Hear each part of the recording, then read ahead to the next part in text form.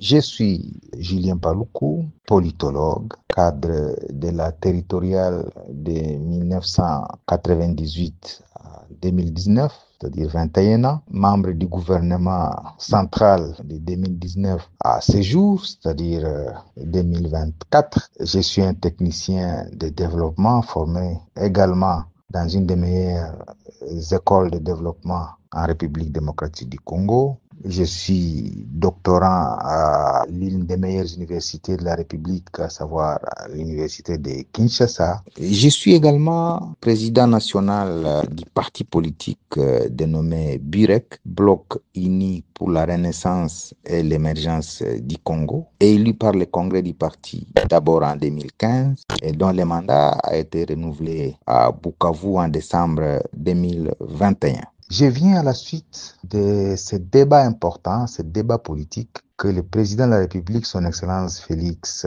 Antoine Tshisekedi, a suscité en République démocratique du Congo pour, en fait, donner cette lecture politologique de la situation en République démocratique du Congo depuis la Première République jusqu'aujourd'hui, la Troisième République. Il a été constaté que depuis 1960, nous avons navigué sous un État fortement centralisé, d'une part, à savoir de 1960 à 1997, vers un État qui n'est pas tellement nommé entre 1997 et 2001. Et ensuite, un État sous transition sans un régime politique bien défini entre 2001 et 2006 pour finalement déboucher sur une constitution qui a défini le régime politique tout autant hybride parce qu'il n'est ni parlementaire ni semi-présidentiel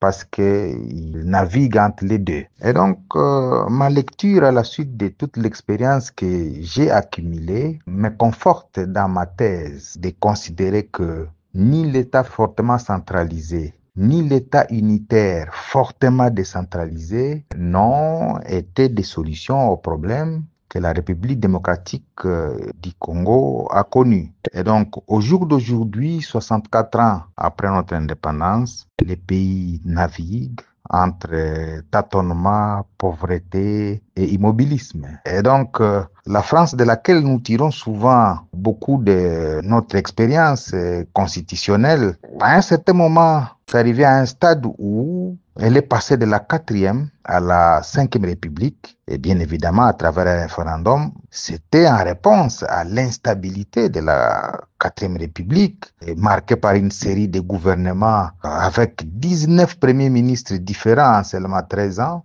Et la République démocratique du Congo n'est pas loin d'un tel scénario où la moyenne de vie des gouvernements est de 15 à 18 mois, ce qui fait que nous sommes presque à plus de 50 premiers ministres depuis 1960. Et donc, Julien Paluku, fort de tout cet argument, saisit l'opportunité pour appeler à un nouveau vocable dans les microcosmes politiques congolais à la suite de l'appel du président. Ce vocable s'appelle vivement la 4e République.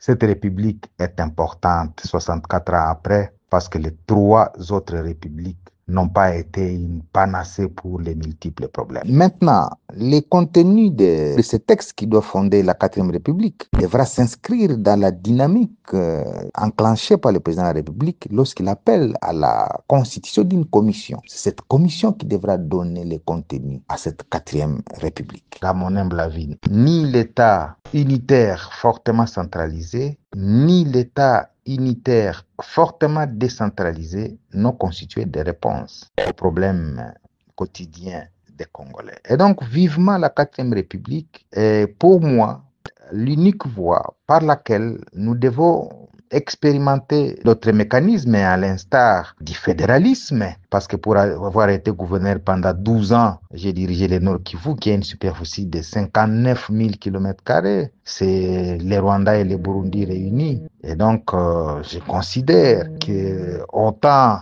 l'ex-province orientale avait la dimension de la France, autant l'ex-Équateur avait la dimension du Portugal. Et donc, je crois que l'expérience des États-Unis avec les États fédérés pourrait inspirer l'expérience nouvelle de ce que j'appelle vivement la quatrième République, et nous ne pourrions pas avoir de la honte à nous retrouver autour d'une table de réflexion pour en parler, parce qu'il ne faut pas qu'on nous interdise, nous Congolais du XXIe siècle, de réfléchir sur les textes fondateurs qui doivent diriger la République que nous voulons, parce que d'autres qui ont réfléchi ne sont pas plus intelligents que nous pour penser que nous devons ne nous retrouver que dans les schémas que eux ont tracés. Et donc le président de la République n'a pas tort de faire cet appel, parce qu'il considère que nous ne sommes pas moins que ceux des Congolais qui se sont retrouvés à Sun City, pour que nous aussi nous définissions l'avenir qui doit guider la République démocratique du Congo. Et donc vivement la quatrième République et cet appel que je lance à la suite de cette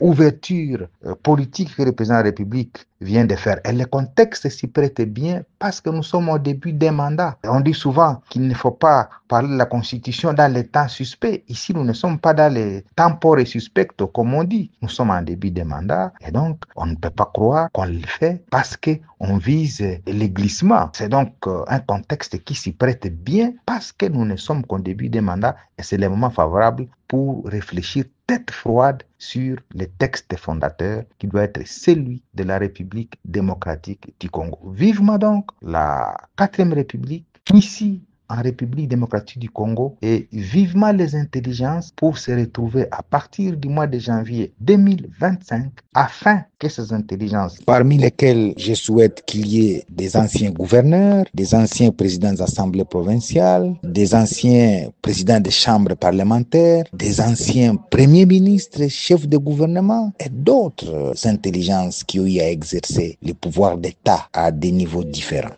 pour que cela donne en fait la lecture de l'expérience de la gestion d'un État. Parce que si on doit rassembler des néophytes qui n'ont jamais exercé le pouvoir d'État, nous l'avons exercé en tant que gouverneur, eh bien, ils vont se retrouver dans une sorte de liquidation conceptuelle pour pondre, encore une fois, un texte inadapté aux réalités congolaises. Et donc, je pense que sans faire nous-mêmes l'apologie de ce que nous pourrions apporter comme contribution, on devra identifier ceux qui ont été à l'exercice du pouvoir depuis 1960 dans tous les schémas qui ont été tracés par la République, pour que cela soit ce qui fonde la commission qui doit réfléchir. Pas des gens qui n'ont pas d'expérience de gestion administrative et politique de la RDC pour parler d'une gestion politique à venir, alors qu'ils n'en connaissent pas les écueils. Et donc, voilà ma contribution pour non pas appeler à une révision constitutionnelle, mais à une république qui sera la quatrième. Et si le président Félix est l'oiseau rare pour nous ramener vers la quatrième république, que Dieu le bénisse. Merci.